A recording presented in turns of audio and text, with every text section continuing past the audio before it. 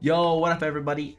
Today I got a guide for you guys for how to get Keystone Master with a FERAL Druid. I'm by no means like a pro or anything. I don't really know the class too well, but I was able to get my first Keystone Master on FERAL Druid, and I had a great time doing it. And as you guys probably know, it's not the top tier spec by any means, but you can perform pretty well, and you can easily get to Keystone Master with it. So today I want to just do a beginner's guide to kind of the talents that I use, you know, the Covenant, Legendary, and then just some quick tips and guides to kind of help you get to that point, to get to 2500 rating and get this sweet looking mount. But yeah, so let's just jump right into it. If you have any questions, feel free to leave them in the comments down below, and I'll get back to you as soon as I can. And just want to say again that this is not a pro guide or anything like that to cover high-end keys, you know, plus 20 keys or anything like that. This is just a basic beginner guide to get to Keystone Master. So plus 15, you know, Mythic plus dungeons and all that jazz. All right, so let's start off with talents here. The talents that I used were these. I stuck with them the whole way through. I did play around a little bit with the Owl Weaving, which I believe is Balance Affinity and Heart of the Wild. And I think you go Moment of Clarity, but I really like this specifically. I think you can use Tiger Dash, even Renewal, if you're having issues dying. I mean, maybe dying. Just kind of helps you out, heals you instantly. I really don't think you need it. Wild Charge was super nice just to get onto a target quickly, especially since you can move much faster just being in cat form all the time. Super beneficial. There are some builds with Predator. I would not recommend that. Sabertooth is just so much better. Just the difference in damage overall, I think, is significant. Especially with the legendary that I run. The legendary I think I ran for this one was Apex Predator's Craving. It's just so good. Rip damage has a 4% chance to make your next Ferocious Bite free and deal the maximum damage, especially with Primal Wrath, putting that on all of your targets with the bleed. You get Ferocious Bite back so fast. It's fantastic. So these are the talents I went with. It wasn't that hard, especially Balance Affinity. I think you can change these up. You don't really need to. I think the increase the range of all your abilities by 3 yards is super useful. So I would recommend doing that. As for Covenant, I did do Night Fae. I mean, I think there's a Necrolord build that you can do kind of with, I think it's Predator and maybe Feral Frenzy. I'm not really sure. There's a great video that you guys should check out. It is, I think it's Cybear on YouTube. He has a full in-depth guide for Feral Druids. Just check that out if you want a more in-depth guide for this. But I would suggest these talents. Covenant, I would definitely do Night Fae. I mean, just the Convoke is just so strong. It's so useful. Also, it looks cool, especially only on a 1 minute cooldown with your second legendary. Oh my gosh, it's awesome. I would do Naya here for that. Conduits. These are the ones I went with. I didn't really play around with them or change them too much, and I don't have the highest conduits, you know, that you can item level conduits that you can even have. But they worked for me, and I was obviously able to get to Keystone Master with this on Feral Druid, so you don't have to be, you know, top-notch Feral Druid. I'm definitely not to get there. But these conduits really helped me out. You could probably play around with it a little bit. Maybe you can check out Icy Veins or Wowhead, but these worked for me really well. Yeah, so there is that. Yeah, so Legendary, I mean, obviously I have both. I think Apex Predator's Craving is really good.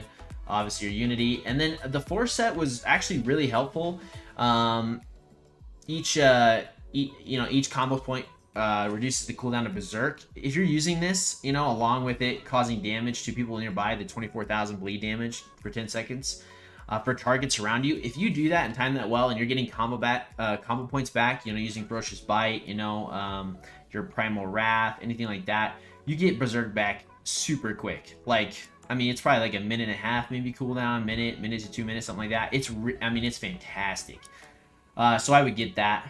For sure. As for a trinket, I would highly recommend getting this trinket, the first sigil. It increased my damage so much. I mean, the 1200 versatility for 20 seconds is just crazy. It does have a 5 minute cooldown, but if you pair it with Convoke on boss fights and stuff like that, especially since this only has a 1 minute cooldown, I mean, every 5 minutes you're going nuts using that. Super helpful. One really basic tip I have for you guys is to help out your team. Stampeding Roar is one of the best tools to help out your team with. Whether it's you have a group that maybe just doesn't quite know what they're doing, they're standing in too much, abilities, AoE, anything like that, and you can help them out by moving out of it. Maybe if you have classes that don't have a lot of mobility, and you have certain fights where you maybe need that, like Gore Chop, for instance, in this dungeon. People get hit by those chains all the time. Even if they're just an incredibly good, healer, tank, whatever, they get hit by it. And some people, probably think that it's easy to dodge out of the way, but for some people it's not, And as a Feral Druid, you can help out with that, just by using Stampeding Roar, which is on like a 2-minute cooldown. You speed everybody's movement up. But I think you can just help out your team a ton by doing that. Another way to help out your team a lot is by interrupting. And this is so underrated, it's not even funny. When you start to get higher keys, I noticed that even on plus 2 to 5, plus 2 to 10, whatever keys, interrupting still helped out a lot, but you didn't really need it. Like, you can, most of the time, even if you were just of a decent item level and you kind of knew the general mechanics of a dungeon, you could skip interrupting and be fine. But later on, when you get plus 10s, interrupting the right ads at the right time, and the difference between doing that and not interrupting is huge. And since you have a pretty low cooldown and a lot of mobility, you can interrupt so much. It's also why I use the mighty bash talent, so I can also use stun. So I can stun a target some of the time, interrupt another target. Most of the time, I'm trying to get as much interrupts as I possibly can, because it just helps out the healer, helps out the team, tank, everybody. So interrupt like a crazy. Even if you don't know if that's a good ability to interrupt, I highly suggest just interrupting versus not. It doesn't take that much. Keep binding it to something that's easy to click on when you need to, or if in the middle of a fight you know what button it is, so you can just click it at any time to interrupt something. Super useful. So definitely do that.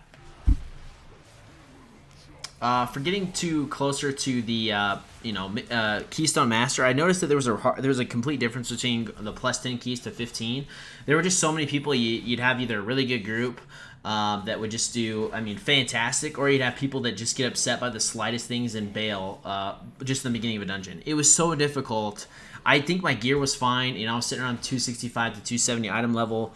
I was doing decent damage. I knew the mechanics for the dungeons most of the time, but if a tank, I had so many tanks that would just, rage over somebody not having a Viz pot the way that they wanted to do things or something like that. And while I know that, they're a tank, they get to have the right to, do the dungeon at their own pace and all that stuff, which, I believe that a good tank will go at the pace of what the group needs, not what they want. But I just think that's a personal opinion.